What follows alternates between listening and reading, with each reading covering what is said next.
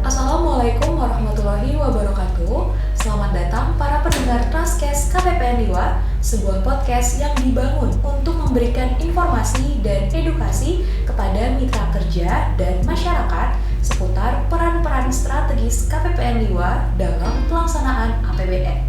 Selamat mendengarkan Trascast kali ini ya. Ngomongin peran-peran strategis dalam pelaksanaan APBN nih, kali ini kami sudah menghadirkan seksi pencairan dana dan manajemen satker. Kita sapa dulu ya dua wanita tangguh yang ada di sebelah saya. Halo, selamat sore Ibu Sumiati dan Mbak Saras. Gimana nih kabarnya hari ini? Alhamdulillah, luar biasa Mbak Rahma. Apa kabar juga Mbak Rahma? Alhamdulillah, baik juga nih Bu.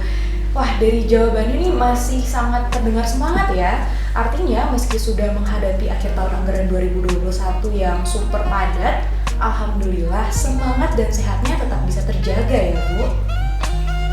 Oke, kali ini mungkin kita nggak akan bahas proses pencairan dana secara keseluruhan ya, karena sudah disinggung pada beberapa podcast edisi sebelumnya. Nah, mungkin dari Bu Sumi nih, kira-kira kita mau bahas apa hari ini? Untuk Trascast hari ini kita akan membahas tentang IPA Mbak Rahma. Oke, menarik nih. Kayak siapa sih yang nggak tahu IPA ya kan? Khususnya Bapak Ibu pendengar Trascast yang memang mitra kerja KPPN Liwa. Pasti sudah nggak asing ya dengan kata IPA. Nah, untuk merefresh kembali nih ingatan para Bapak Ibu tentang IPA dan mungkin untuk meluruskan pemahaman terkait IPA juga ya Bu Sumi. Dari Bu Sumi bisa dijelaskan lagi nih sebenarnya IPA itu apa sih? Oke Mbak Rahma, jadi IPA itu atau indikator pelaksanaan anggaran yang merupakan indikator yang ditetapkan oleh Kementerian Keuangan selaku DUT, yang mana IPA itu digunakan untuk mengukur kualitas kinerja pelaksanaan anggaran belanja Kementerian Negara atau lembaga. Jadi dengan IPA ini kita bisa menilai nih bagaimana kualitas dari pelaksanaan belanja negara atau pengelolaan keuangan APBN, satker, Bapak Ibu sekalian ya, para pendengar Trascast KPPN Liwa. Jadi mitra kerja KPPN Liwa ini mereka pengelola keuangan APBN, atau lebih kerennya adalah bahwasanya untuk mewujudkan belanja KL yang berkualitas, lebih baik atau spending better dan sesuai dengan tata kelola yang baik atau good governance. Maka IPA ini sangat penting ya untuk ukur kualitas mereka. Baik, jadi pelaksanaan anggaran itu nggak bisa sembarangan ya Bu Sumi, karena semuanya terukur dan terlihat kualitasnya melalui IPA ini ya Bu. Oke, habis ini boleh ya Bu ya sekalian dijelaskan kepada para pendengar kita sebenarnya apa aja sih yang diukur atau dinilai dalam perhitungan IPA ini?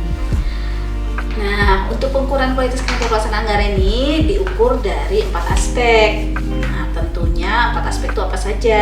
Nanti dijelasin sama Mbak Saras. Monggo Mbak Saras. Oke, betul sekali nih Bu Sum. Jadi IPA ini terbagi menjadi empat aspek ya. Yang pertama adalah pengukuran dari sisi kesesuaian terhadap perencanaan. Kemudian ada kepatuhan terhadap regulasi, yaitu terkait bagaimana kepatuhan KL terhadap peraturan perundang-undangan di bidang pelaksanaan anggaran. Selanjutnya ada efektivitas pelaksanaan anggaran, dan yang terakhir yaitu efisiensi pelaksanaan anggaran. Nah, masing-masing aspek ini terdiri dari beberapa indikator yang nantinya akan dihitung dan diakumulasikan menjadi nilai IPA untuk masing-masing satker, seperti itu. Baik, jadi dari keempat aspek tadi masing-masing punya indikatornya tersendiri ya. Berarti total indikator pada IPA itu ada berapa ya? Kalau dihitung totalnya kurang lebih ada 13 indikator ya Bu Sum. Betul. Dan masing-masing indikator tersebut ada bobotnya tersendiri.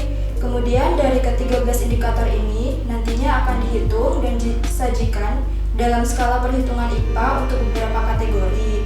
Jadi untuk nilai IPA yang lebih dari 95 atau sama dengan 95 bisa dikategorikan sebagai nilai yang sangat baik.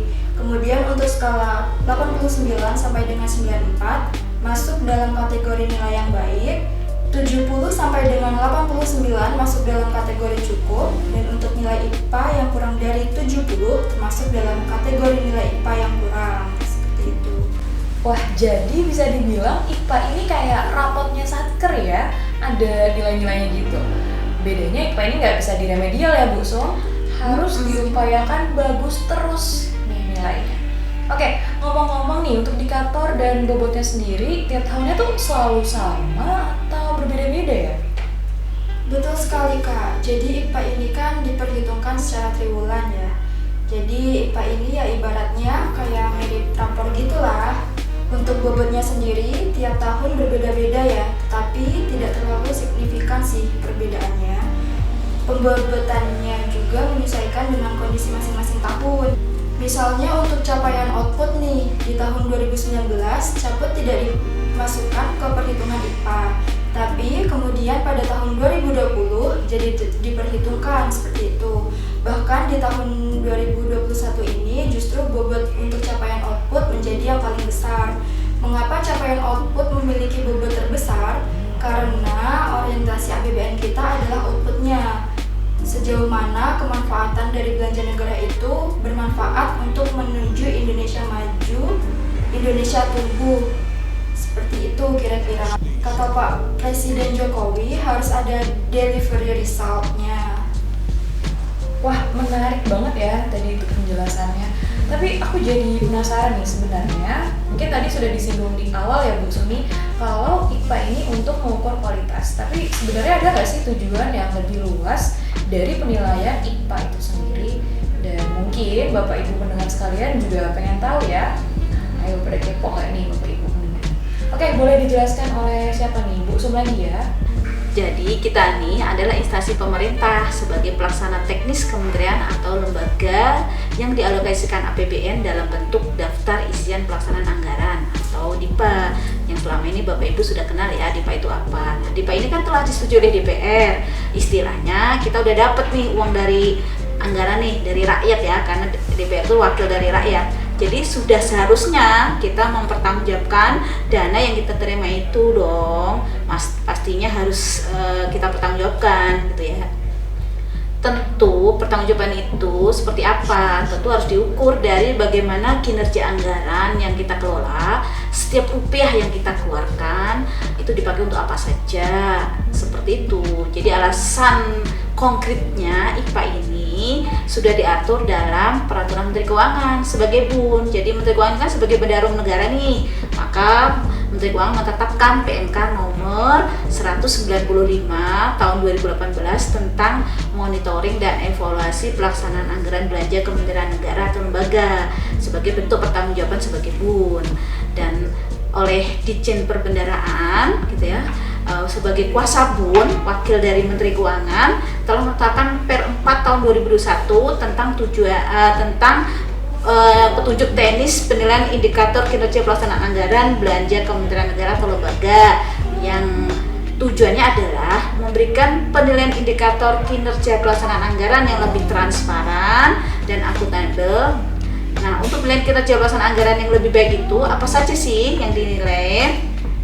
Yang dinilai dari penyerapan anggarannya atau realisasi anggarannya, penyampaian data kontraknya, penyelesaian tagihan, SPM yang akurat, kebijakan dispensasi SPM gitu ya. Kemudian untuk mendukung manajemen kasnya, kan akuntabel ya, dari manajemen kasnya melalui diukur dari pengelolaan UP-TUP-nya, revisi DIPA-nya, renkas atau rencana penarikan dananya, deviasi halaman 3 DIPA, rencana bulanan penarikan, deviasi halaman 3 DIPA itu, dan juga dari retur SP2D.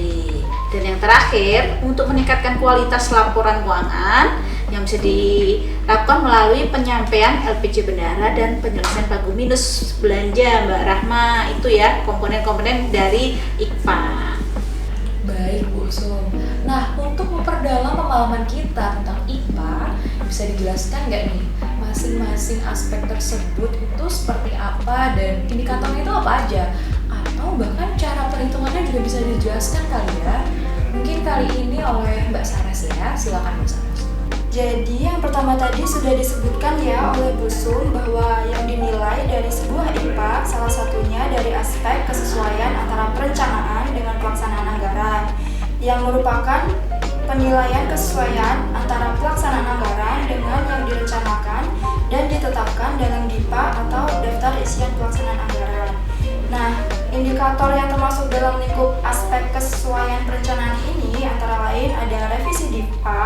deviasi halaman 3 DIPA, dan pagu minus. Lalu, perhitungan untuk 3 indikator ini bagaimana? Saya akan jelaskan dari revisi DIPA terlebih dahulu ya. Jadi, revisi DIPA dihitung berdasarkan frekuensi revisi DIPA dalam hal kewenangan pagu tetap yang ditetapkan oleh Satker dalam periode 1 triwulan. Nah, untuk revisi DIPA sendiri di tahun 2021 ini bobotnya adalah 5%. Kemudian untuk deviasi halaman 3 DIPA dihitungnya berdasarkan rata-rata kesesuaian antara realisasi anggaran terhadap rencana penarikan dana bulanan. Dan untuk pemutakhiran RPD pada halaman 3 DIPA yang disampaikan oleh Satker paling lambat dilakukan pada hari kerja ke-10 tiap awal triwulan. Sedangkan untuk indikator pagu minus dihitung berdasarkan rasio antara total nilai pagu minus terhadap pagu DIPA. Pagu minus sendiri merupakan realisasi anggaran yang melebihi pagu DIPA pada level akun. Oh iya, untuk indikator deviasi halaman 3 DIPA dan pagu minus ini di tahun 2021 masing-masing bobotnya juga 5%, sama seperti bobot pada indikator revisi DIPA. Oke, lengkap banget ya untuk penjelasannya dari aspek yang pertama ini. Kemudian untuk aspek yang kedua nih, gimana nih Mbak? Bisa dijelaskan selanjutnya mungkin? Oke, lanjut ke pembahasan aspek yang kedua ya Kak. Tadi sudah dijelaskan ya dari sisi kesesuaian antara perencanaan dengan pelaksanaan anggarannya. Untuk selanjutnya akan saya jelaskan aspek yang kedua, yaitu terkait kepatuhan terhadap peraturan perundang-undangan di bidang pelaksanaan anggaran tentunya. Untuk indikatornya sendiri, di sini ada 4 indikator, yaitu data kontrak, pengelolaan PTUP, LPJ bendahara, dan dispensasi SPM. Kita bahas dulu mulai dari penyampaian data kontrak dulu ya Kak. Boleh. Jadi, data kontrak ini dihitung berdasarkan rasio ketepatan waktu penyampaian data kontrak terhadap seluruh data kontrak yang didaftarkan ke KPPN. Untuk kontrak sendiri, batas waktunya adalah 5 hari kerja ya Bapak Ibu sekalian, 5 hari kerja setelah penandatanganan kontrak. Untuk data kontrak yang masuk perhitungan IPA, yaitu kontrak dengan nilai di atas 50 juta dan kontrak tahun jamak yang didaftarkan pada tahun pertama masa kontrak. Selanjutnya, ada indikator pengelolaan UPTUP ya Kak. Nah, untuk UPTUP ini dihitung berdasarkan rasio ketepatan waktu pertanggungjawaban UP tunai dan TUP tunai terhadap seluruh pertanggungjawaban PTUP tunai tersebut. Jadi untuk UPTUP ini kan ada batas waktu jatuh temponya ya, 1 bulan gitu ya. Dalam tempo 1 bulan tersebut, Satker sudah harus mengajukan GU atau PTUP-nya nih, nggak boleh telat ya. Dengan catatan, UP-nya sudah dipakai sebesar 50% dari total UP yang diajukan. Dan apabila ada setor, maka 50% itu dihitung dari sisa UP setelah penyetoran. Jadi, kalau saya sudah ngasih list Satker di grup Forkom itu, artinya sudah harus segera dipersiapkan pengajuannya ya Bapak Ibu sekalian, sebelum jatuh tempo, seperti itu. Oh iya, pada akhir tahun anggaran, apabila masih ada sisa UP yang belum disetor, itu menjadi pengurang nilai kinerja juga loh Kak. Jadi, Satker sebaiknya perlu memastikan juga nih bahwa UP-nya sudah benar-benar nihil sampai dengan akhir tahun. Untuk selanjutnya, ada LPJ bendahara nih Kak. Mungkin ranahnya lebih ke seksi Vera ya, ke Mbak Naura kalau di Liwa, gitu kan. Nah, kalau LPJ ini dihitungnya berdasarkan rasio penyampaian LPJ tepat waktu terhadap seluruh kewajiban penyampaian LPJ. Kemudian yang terakhir ada indikator dispensasi SPM. Hayo lo, siapa kemarin yang dapat dispensasi? Siapa tuh ya? Siapa tuh ya? Ada deh. Dispensasi SPM ini juga masuk ke perhitungan IPA ya Bapak Ibu sekalian. Dihitungnya berdasarkan jumlah SPM yang mendapatkan dispensasi keterlambatan penyampaian SPM yang melebihi batas waktu LLAT, seperti itu. Wah, gitu ya Mbak. Banyak banget tuh tadi kesan-kesan dari Mbak Saras ya untuk para pendengar kita, terutama mitra kerja KPPN Liwa ya Mbak ya. Nah, terus berarti perlu menjadi perhatian nih bagi Bapak Ibu sekalian. Dan tadi kita sudah bahas banyak 7 aspek ya kalau saya nggak salah itu. Nah, kita review lagi nih. Tadi ada revisi DIPA, deviasi halaman 3 DIPA, pagu minus data kontrak, pengelolaan UPPUP, LPJ bendahara, dan dispensasi ya Mbak Saras. Jadi masih kurang 6 aspek lagi ya. Nah gimana tuh? Boleh dijelasin sama Bu Sum mungkin ya? Atau Mbak Saras lagi juga boleh sih, jadi siapa?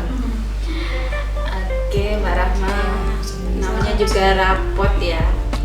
Banyak banget ternyata 13. Jadi makasih Mbak Saras sudah Terima kasih Mbak Saras sudah menjelaskan 7 indikatornya. Sekarang para pendengar Traskes KPP Liwa, saya teruskan ya aspek berikutnya. Jadi pada aspek yang ke-8 nih ya, pada indikator yang ke-8 itu terkait penyerapan anggaran. Penyerapan anggaran ini dihitung berdasarkan rata-rata nilai kinerja penyerapan anggaran pada setiap triwulannya. Kalau triwulan 1 itu 15%, triwulan 2 40%, triwulan 3 60%, dan triwulan 4 yaitu 90%.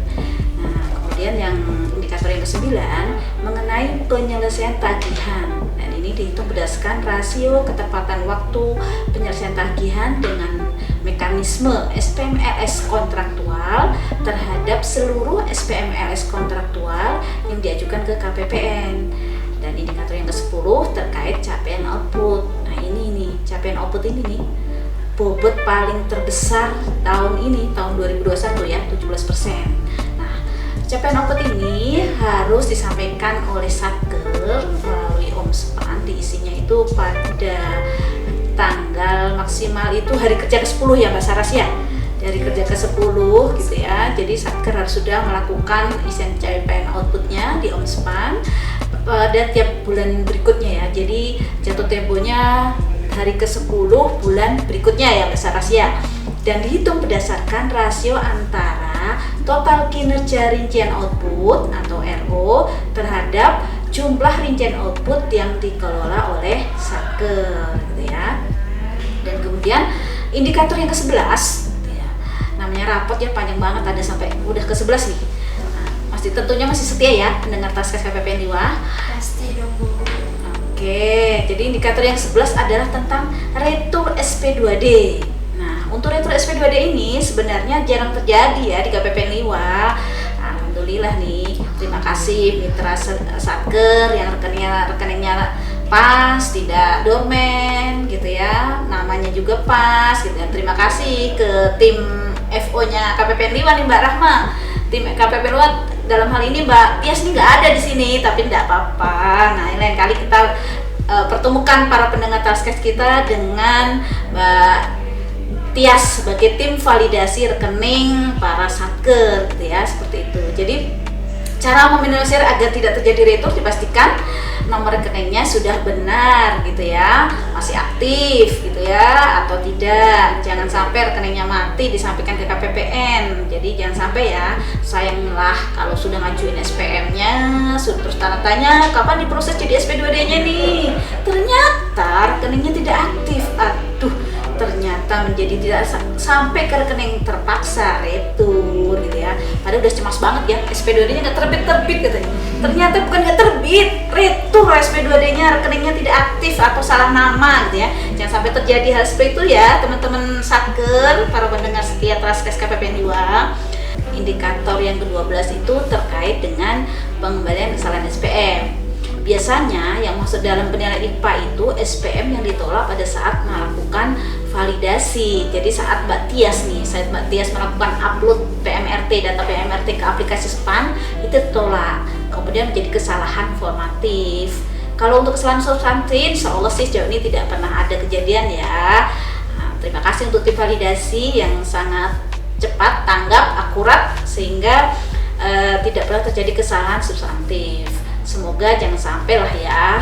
Terus indikator yang terakhir nih ya, indikator yang ke-13 nih adalah indikator terkait rencana kasnya yang dihitung berdasarkan rasio antara renkas, rencana penarikan dana harian yang disampaikan secara tepat waktu terhadap kewajiban renkas atau RPD harian yang diajukan ke KPPN. Jadi tadi Mbak 13 indikator ya, lumayan panjang rapot kita, tapi namanya rapot, untuk sekolah aja rapotnya panjang gitu ya, apalagi kita kerja yang harus mengelola uang, pasti rapotnya lebih panjang lagi gitu ya, seperti itu Mbak Rahma. Betul, Baik, terima kasih Bu Sumi. Jadi benar ya Bu ya, lumayan banyak, nggak deh, banyak banget ya Bu indikatornya. Tadi sudah semua dibahas ya Mbak Sarah sama Bu Sumi, ke-13 indikatornya untuk masing-masing aspek. Dan tadi juga sudah disampaikan oleh Bu Sumi, alhamdulillah kinerja satker kita itu sebenarnya sudah baik ya Bu ya. Alhamdulillah Mbak, mungkin ya ada 1-2 sih yang mungkin perlu peningkatan. Betul, dan semoga nanti terus meningkat. Apalagi sudah ada koordinasi yang sangat baik ya Bu ya dari seksi PDMS. Tadi kita sudah memanggil nama Mbak Tias, terus juga ada Mas Paskah ya sebenarnya Bu Sumi. Betul. Mungkin mereka juga bisa diundang di Traskes kita edisi selanjutnya kali ya Bu ya, dengan pembahasan yang lebih menarik lagi. Betul. Oke. Nah, setelah kita bercerita panjang lebar tentang IPA nih, sebenarnya tadi kan kita sudah disampaikan sama Bu Sumi juga ya, masih ada 1-2 satker yang mungkin mengalami kendala. Nah, jadi kendala oleh satker itu sebenarnya apa aja sih Bu yang dialami mereka? Oke. Jadi memang ada beberapa satker yang penilaian IPA-nya belum maksimal banget sih ya. Harusnya bisa dimaksimalkan mencapai target lebih dari 90, tapi mungkin ada juga yang masih terkendala, kadang masih di bawah target, dan itu menjadi PR kita juga ya Mbak Saras ya, PR kita teman-teman seksi PDMS ya, untuk meningkatkan kinerja kita juga terkait koordinasi kita ya, dan juga PR juga untuk Mas Paskah sebagai CSO KPPN Liwa gitu ya, seperti itu, bagaimana mengedukasi. Nah, sehubungan dengan adanya Monestirulan seksi PDMS, kita juga menyediakan data IPA satker yang dapat diambil dari Omspan atau dari Monet PA, dan kita selalu melakukan review satker mana saja sih yang nilai IPA-nya itu belum mencukupi Mbak Rahma.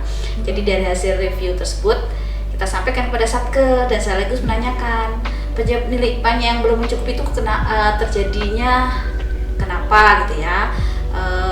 Sehingga sebagian besar satker itu mengalami kendalanya itu kita review ya, kita analisa, kita evaluasi, ternyata kebanyakan satker itu mereka nilai terendah dari 13 indikator itu dari nilai indikator revisi halaman 3 DIPA. Jadi selama ini mereka mempergunakan dananya tanpa mengukur atau tanpa memperhatikan halaman 3 DIPA gitu ya. Sedangkan target penyerapan 15% tercapai, target triwulan 1 15% tercapai, tapi mereka tidak memperhatikan deviasi halaman 3 DIPA-nya. Selama ini mereka DIPA itu dibagi langsung total, dana jebret dibagi 12 gitu ya. Jadi Pak Bu total dibagi 12, harusnya kan nggak seperti itu, sesuai dengan target aja. Triwulan 1 15%, berarti ya Januari Maret Februari Maret itu harus 15%. Jadi jangan dibagi 12 ya satker. Jadi kemungkinan besar mereka akan terjadi deviasi halaman 3 DIPA ini. Dan kendala yang lain nih Mbak Rahma, kendala yang lain ini dikarenakan proses revisi DIPA yang menggunakan aplikasi Sakti Web. Beberapa satker itu memberitahukan bahwa pengoperasian Sakti Web merupakan hal baru yang masih perlu banyak dipelajari dalam aplikasi tersebut. Ya pasti sih Mbak Rahma, karena kita baru piloting untuk Sakti Web modul anggaran ya, terkait revisi anggaran itu kemarin di akhir tahun 2020 Mbak. Jadi mereka merevisi DIPA-nya itu merevisi DIPA-nya melalui Sakti ini baru awal tahun 2021 ini. Jadi mungkin masih belum familiar ya, seperti itu. Benar-benar masih barang baru ya Bu ya? Bener itu. Jadi memang Sakti ini perlu sering diklik-klik ya Mbak Saras ya. Karena di aplikasi web. Jadi sering harus kita satker itu sering latihan gitu ya, kita sering mempelajari hal-hal yang baru gitu ya, seperti itu. Dan juga ada beberapa satker juga itu mengalami kendalanya ini Mbak Rahma dan para pendengar Traskes KPPN Liwa saat penilaian indikator kesalahan SPM. Jadi kurangnya SDM di bagian keuangan sehingga bendahara atau operator itu sedikit kewalahan untuk mengolah pengajuan SPM-nya gitu. Jadi mungkin mereka ya, kita maklumi ada beberapa satker yang rangkap jabatan. sebagai operator juga, sebagai bendahara juga ya, kadang sebagai PPK juga, atau sebagai KPA-nya langsung gitu, seperti itu. Ada juga yang memang dirangkap juga sih ya semuanya gitu ya, seperti itu. Jadi kita saling sinergi, saling mengingatkan dengan Satker, kita membantu ya berjibaku di seksi PDMS untuk mengurangi itu ya, mengurangi kesalahan-kesalahan SPM tadi gitu ya. Itu mungkin Mbak Rahma penjelasan terkait kendala. Mungkin Mbak ada yang mau nambahkan, Mbak Saras mungkin? Oke, izin menambahkan ya Bu Su. Terkait kendala kesalahan SPM nih, sebenarnya sudah sangat diminimalisasi ya untuk penolakan SPM pada SPAN. Hanya saja ada beberapa hal yang lumayan riskan karena di tahun ini kebanyakan penolakan SPM itu terjadi karena pada saat Satker mengajukan SPM, kadang terselip nama supplier yang sudah SKPP gitu ya. Jadi supplier tersebut sudah dinonaktifkan, tapi ternyata masih dilakukan pembayaran atau Satker mungkin lupa gitu ya. Jadi pada saat dilakukan cek supplier bisa saja lolos di aplikasi cek supplier, tapi ketika diupload di SPAN nanti SPM-nya tertolak karena di aplikasi cek supplier tidak mendeteksi adanya supplier yang sudah dinonaktifkan. Atau yang terjadi baru-baru ini nih, Satker pada saat mengajukan SPM GUP nihil menggunakan rekening bendahara yang sudah dinonaktifkan.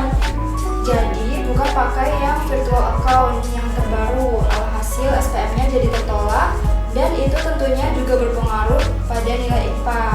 Alangkah baiknya sebelum mengajukan SPM dilakukan cross check terlebih dahulu ya Bapak Ibu, supaya SPM-nya tidak mengalami kendala. Pentingnya cross check ya Mbak Saras. Betul sekali Kak. Nah, mungkin terakhir nih, dan mungkin pertanyaan yang paling penting dan ditunggu-tunggu oleh para pendengar Satker di wilayah kerja KPPN Liwa. Nah, kira-kira kiat-kiat apa saja sih Bu yang bisa dilakukan Satker untuk mempertahankan dan meningkatkan nilai IPA-nya? Monggo Bu Sumi bisa disampaikan. Jadi para pendengar Taskes KPPN Liwa, untuk meningkatkan nilai IPA bagi yang belum bagus atau kurang bagus atau mungkin lebih pengen bagus lagi, tadi nilai 95 ke atas ada sangat baik ya Mbak Saras ya. Jadi untuk peningkatan nilai IPA atau mempertahankan yang sudah bagus, dari hasil analisis kami di seksi PDMS KPPN Liwa ini, kebanyakan Satker itu nilai IPA-nya jatuh di halaman 3 DIPA Mbak Rahma. Jadi untuk meningkatkan nilai capaian output pada indikator ini, meningkatkan nilai capaian IPA pada indikator halaman 3 DIPA ini, seluruh Satker yang memiliki deviasi tinggi agar melakukan penyesuaian rencana kegiatan dan realisasi anggarannya dengan mengajukan revisi administratif penyesuaian halaman 3 DIPA ke Kanwil di Direktorat Jenderal Perbendaharaan Provinsi Lampung, karena wilayah KPPN Liwa ada di Provinsi Lampung, pada triwulan berjalan gitu ya Mbak Rahma ya. Jadi tiap minggu kedua Mbak, minggu kedua tiap awal triwulan. Tapi kalau untuk tahun 2022 nanti itu jatuhnya di minggu kedua bulan Februari. Jadi harap para perencana anggaran nanti melakukan revisi administratif halaman 3 DIPA. Kita tetapkan aja revisi halaman 3 DIPA ini sesuai dengan target penyerapannya Mbak Saras. Jadi ada 15% untuk triwulan 1, 40% untuk triwulan 2, 60% untuk triwulan 3, dan 90% atau 100% untuk triwulan keempatnya. Harus disesuaikannya sesuai dengan penyerapan anggarannya. Seperti itu, jangan dibagi 12 lagi. Jadi di awal Februari nanti kami mohon para mitra Satker KPPN Liwa melakukan revisi administrasinya halaman 3 DIPA ini sesuai dengan penyerapannya, target penyerapan 15%, 40%, 60% atau 90%. Nah, ada lagi ya indikator yang perlu dipertahankan atau ditingkatkan, itu terkait pengolahan UP. Jadi tahun 2021 ini Mbak Saras ya, kita lihat ya, masih ada Satker yang telat mengajukan UP-nya meskipun sudah sudah kita reminder di Forkom dengan kita ya, selalu menyampaikan berita gitu. Masih ada beberapa Satker yang terlambat gitu ya. Jadi ini menjadi semacam rapot kita yang sedikit turun dari tahun 2020 gitu ya. Tahun 2020 itu pelan UP-nya 100% loh Mbak Rahma dan Mbak Saras. Tahun ini kita 99%, turun 1%. Tapi meskipun 1% itu sangat berarti karena 1% itu tinggi untuk kita, nilai kita, ya, seperti itu. Dan juga terkait ini penyelesaian tagihan, terkait kontrak ya, jangan sampai BST ini disampaikan ke KPPN tagihannya itu melebihi 17 hari kerja. Jadi diharapkan satker yang mempunyai kontrak, menjaminkan data kontraknya jangan sampai terlambat. Berapa jangka waktunya Mbak Saras dari tanda tangan kontrak untuk penyampaian data kontrak? Oke, kalau untuk kontrak itu jangka waktunya 5 hari kerja ya Bu, dihitungnya setelah tanda tangan kontrak.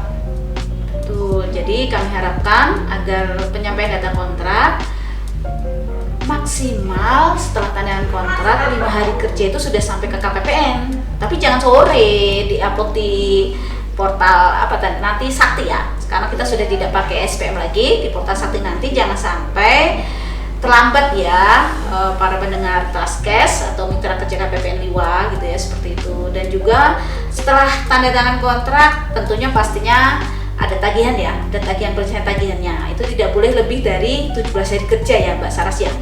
Untuk BST-nya dijadikan SPM dan ditandatangani untuk disampaikan ke KPPN. Itu tadi ya Mbak Rahma terkait tips dan triknya bahwasanya IKFA-nya biar tetap bagus atau lebih ditingkatkan lagi. Tapi kayaknya ada yang ketinggalan nih Mbak Saras, apa ya? Apa tuh Bu? Ayo dengarnya dulu nih. Oke. Dengar udah nungguin banget. Oh iya, kita lupa terkait bobot terbesar dari rapat kita, yaitu capaian output. Tadi sudah dijelaskan ya Bapak Ibu sekalian bahwa di tahun 2021 ini bobot untuk caput itu ada yang paling besar seperti itu ya Bu. Jadi sama juga ini, capaian output itu isinya 17% itu harus karena outputnya, dana yang dikeluarkan itu harus diisi dengan target output. Realisasinya berapa? Sama, realisasinya juga sama, harus sesuai dengan penyerapan anggaran dan juga terkait halaman 3 debat tadi. Kalau penyerapannya 5%, outputnya harus diisi juga 50% Mbak Rahma. Harus sama ya? Harus sama gitu. Orang dikasih duit 15% kok outputnya di bawah 15%, rugi negara. Jadi harus Bapak Ibu mengisi capaian outputnya juga sesuai dengan realisasi ya. minimal sesuai dengan realisasi. Kalau emang realisasinya sudah 15%, capaian outputnya juga minimal harus 15%. Kalau lebih nggak apa-apa, lebih bagus. Hasil itu namanya efektivitas, efisiensi anggaran. Keluar 15% dapat capaian output 20. Wah, keren banget itu satker kita gitu ya. Seperti itu. Jadi setiap pengisian output dalam OMSPAN, laporan OMSPAN itu kalau nanti pakai aplikasi Sakti ya, jadi harus sesuai dengan realisasinya, minimal itu Mbak Rahma gitu ya, seperti itu. Jadi itu tadi Mbak beberapa cara untuk meningkatkan IKFA mitra kerja kita dan tentunya pengetahuan yang baru untuk pendengar Taskes KPPN Liwa. Wah, menarik sekali ya pembahasan kita hari ini. Kalau dari saya sih udah nggak ada pertanyaan sih Bu Sumi. Dan terima kasih banyak nih kepada terima kasih banyak nih kepada seksi PDMS atas penjelasannya yang sudah disampaikan. Apalagi tadi juga sudah disampaikan juga ya kalau PDMS ini sudah berupaya terbaik ya Bu ya untuk membimbing satker, membantu segala kesulitan satker, dan semoga upaya dari seksi PDMS ini dapat terus dipertahankan dan membuat kinerja satker lebih baik lagi ya Bu ya di tahun berikutnya. Nah tadi meski materinya udah banyak banget nih yang disampaikan oleh Bu Sumi dan Mbak Saras, insya Allah mudah untuk dipahami para pendengar ya Bu ya. Terutama tadi tuh kiat-kiat untuk memperoleh nilai IKFA yang bagus. Semoga bisa diimplementasikan, apalagi momennya pas ya Bu ya untuk mempersiapkan pelaksanaan anggaran di tahun anggaran 2022. Betul, Dik Rahma. Baik. Nah, terima kasih nih bagi para pendengar yang telah mendengarkan Taskes KPPN Liwa edisi terakhir di tahun 2021. Semoga yang kita bahas hari ini dapat memberikan manfaat bagi kita semua. Sekian dari kami. Terima kasih ya Bu Sumi, Mbak Sarah. Sampai ketemu lagi. Terima kasih kembali. Terima kasih kembali Kak Rahma dan para pendengar Taskes KPPN Liwa. Ditunggu ya Bu ya edisi selanjutnya dengan dari seksi PDMS yang lain ya Bu. Oke, siap Bu Rahma. Ya, yuk kita tutup dengan salam ya. Wassalamualaikum warahmatullahi wabarakatuh. Waalaikumsalam warahmatullahi wabarakatuh.